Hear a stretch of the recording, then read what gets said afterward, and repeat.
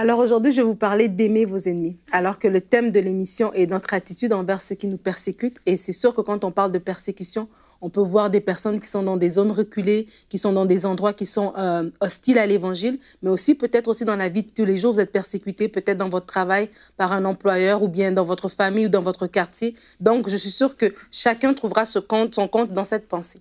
Et je vais commencer par vous raconter une petite histoire, un souvenir d'enfance que je peux partager avec vous. C'est lorsque j'avais 9 ans et pour la première fois, j'ai entendu un coup de feu. On était dans la maison de ma grand-mère, en fait, on jouait devant sa maison et j'ai entendu le coup de feu. Et la première fois, c'est comme un pop, ça, tu ne réalises pas vraiment que c'est un coup de feu. Et c'est au deuxième coup qu'on a senti que là, vraiment, c'était du sérieux. On est parti à courir. Et je me rappelle avoir eu ce sentiment dans mon cœur d'angoisse, de crainte et de peur. Et vraiment, pour les gens nos frères et sœurs qui sont dans des zones dangereuses, qui sont persécutés pour leur foi, ce sentiment est vraiment réel. Et à ce sentiment, bien sûr, peut se rajouter du ressentiment ou carrément de la haine envers ceux qui nous en veulent, ceux qui nous veulent du mal sans raison. Et à moindre échelle aussi, peut-être qu'il y a des gens parmi vous qui aussi vivaient de la persécution dans votre travail ou dans votre famille, mais quelle attitude à avoir? Et peut-être que pour vous, votre vie n'est pas menacée, comme pour nos frères qui sont dans des zones dangereuses, mais vous n'êtes pas moins acculés, contrariés et agacés. Et devant le persécuteur, devant celui qui nous maltraite, devant celui qui nous vilipende, celui qui nous critique, on veut se défendre. On veut se défendre, on veut vraiment se défendre, donner coup pour coup. Et le sentiment qui remonte dans nos cœurs la plupart du temps, c'est de la haine. Et les disciples aussi ont connu ce sentiment. Dans Luc 9, au verset 51-55, la Bible dit « Lorsque le temps approcha où Jésus devait être enlevé de ce monde, il décida de manière résolue de se rendre à Jérusalem. Il envoyait devant lui quelques messagers. En cours de route, ils entrèrent dans un village de la Samarie pour lui préparer un logement. Mais les Samaritains lui refusèrent l'hospitalité parce qu'il se rendait à Jérusalem. En voyant cela, ses disciples, Jacques et Jean, s'écrièrent « Seigneur, veux-tu que nous commandions à la foudre tomber du ciel sur ces gens-là pour les réduire en cendres ?» Mais Jésus se tourna vers eux et les reprit sévèrement. « Vous ne savez pas quel esprit vous inspire de telles pensées. Le Fils de l'homme n'est pas venu pour faire mourir les hommes, mais pour les sauver. » Et vraiment, devant quelqu'un qui nous persécute à cause de notre foi, qui est injuste envers nous, qui nous rend le mal pour le bien, le désir de vengeance voudra se lever. Le désir de vengeance voudra se manifester. On voudra régler les choses une bonne fois pour toutes. On voudra rendre les coups pour les coups. Mais Jésus nous dit que cet esprit n'est pas de lui. Lui, il est venu pour que tous soient sauvés. Alors, au lieu de manifester la haine, il nous demande de choisir la paix. Il nous demande de choisir l'amour. Dans Matthieu 5, au verset 43-44, il dit « Vous avez appris qu'il a été dit, tu aimeras ton prochain et tu haïras ton ennemi. Eh bien, moi, je vous dis, aimez vos ennemis et priez pour ceux qui vous persécutent. » Alors, les clés de votre réaction envers ceux qui vous font du tort, c'est de les aimer et de prier pour eux. On combat les ténèbres par la lumière, alors on combat les insultes par la prière. Alors, c'est ce à quoi Christ nous appelle. Aimez vos ennemis. Amen. Amen. Tellement des versets qu'on connaît bien, mais qu'on a du mal à mettre en pratique. Parce que ça nous touche au plus profond de nous-mêmes. Hein. Quand on vit de la persécution, c'est qu'on nous rejette. On rejette toute notre personne. On rejette certes notre Dieu, mais finalement, on nous rejette nous-mêmes. Et puis, c'est violent, c'est méchant, c'est gratuit, c'est injuste. Donc, on a tout un tas d'émotions qui viennent. Et puis, comme tu le disais, le réflexe humain, c'est coup pour coup. Tu m'as blessé, je te blesse, tu m'as humilié, je t'humilie, tu t'es moqué de moi, je me moque de toi, etc., etc. Puis c'est un réflexe très, très humain, mais la Bible est très claire. Et puis le passage que tu as pris des disciples qui veulent faire descendre la foudre du ciel, on en rigole, mais ils étaient convaincus que c'était tout à fait possible. Et leur cœur était animé, comme Jésus l'a dit, par le diable, par des sentiments de haine, des sentiments qui ne viennent pas de Dieu. Et il faut absolument être capable de maîtriser son cœur, de sonder son cœur dans ce genre de situation pour avoir la bonne attitude. On va regarder notre verset du jour qui va peut-être nous éclairer un peu.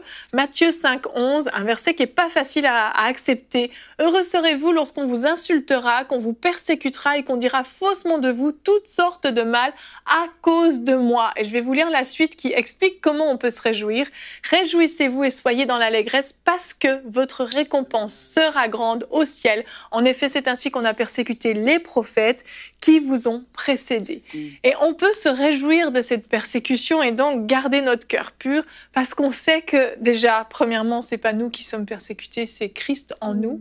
Et deuxièmement, parce qu'on sait qu'on est en train de faire la bonne chose et qu'on a une récompense extraordinaire au ciel. C'est ce qui nous aide à garder notre cœur. Mais Nadine, comment concrètement on peut faire pour aimer ceux qui nous persécutent, le verset qui dit d'aimer nos ennemis, aimer, les bénir même. Comment on peut faire concrètement? Ça paraît un peu fou. Oui, mais déjà, le premier point, c'est que l'amour, c'est un choix. On a le choix, comme tu dis, devant la situation d'aimer ou d'haïr. Mais tu as dit, on est persécuté à cause de Christ qui est en nous. Et Christ, c'est l'amour. Et donc, notre chair, nous-mêmes, on voudra haïr comme ses disciples qui ont eu vraiment l'idée de dire, bah, attends, c'est comme ça que tu parles à notre maître, on va te régler ça une bonne fois pour toutes.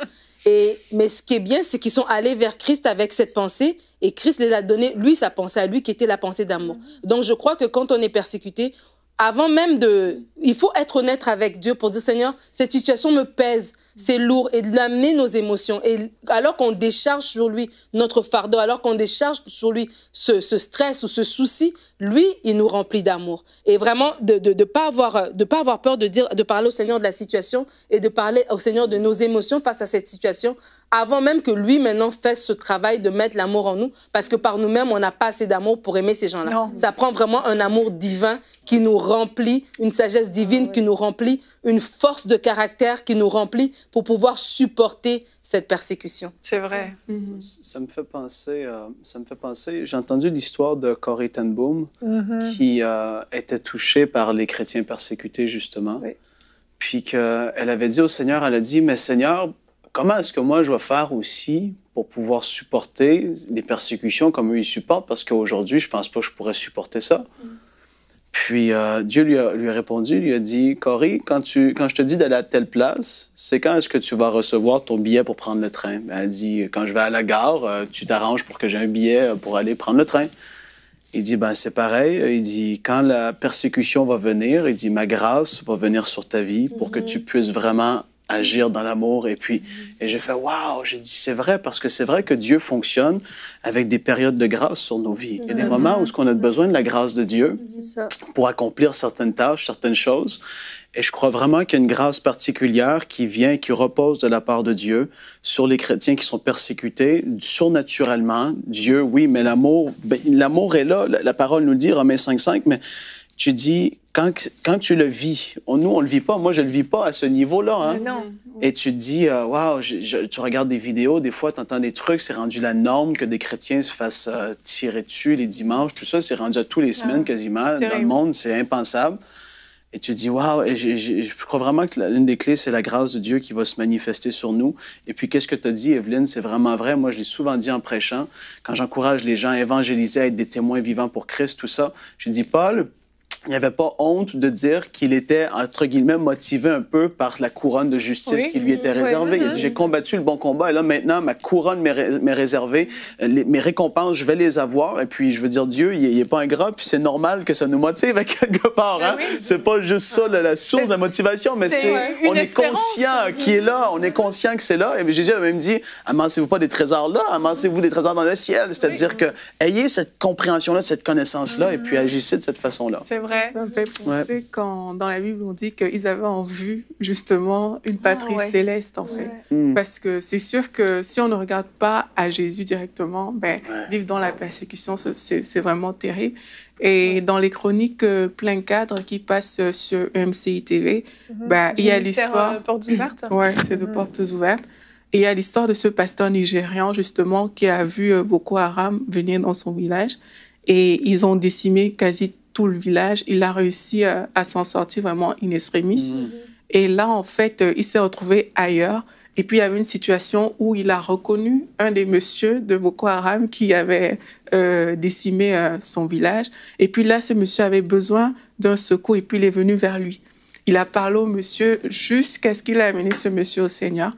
Et lui, alors qu'on l'interviewait dans la chronique plein cadre, pour lui, c'était comme... Pour moi, c'était... Waouh, mais c'est fou. Mais pour lui, c'est lui qui avait décimé son village. Il va l'amener à Christ. Il va l'aider. Il l'a amené à Christ. Et puis, il parlait de l'amour de Dieu. Pour lui, c'était normal d'agir de la sorte. Vraiment, c'était comme pour moi un autre niveau, en fait.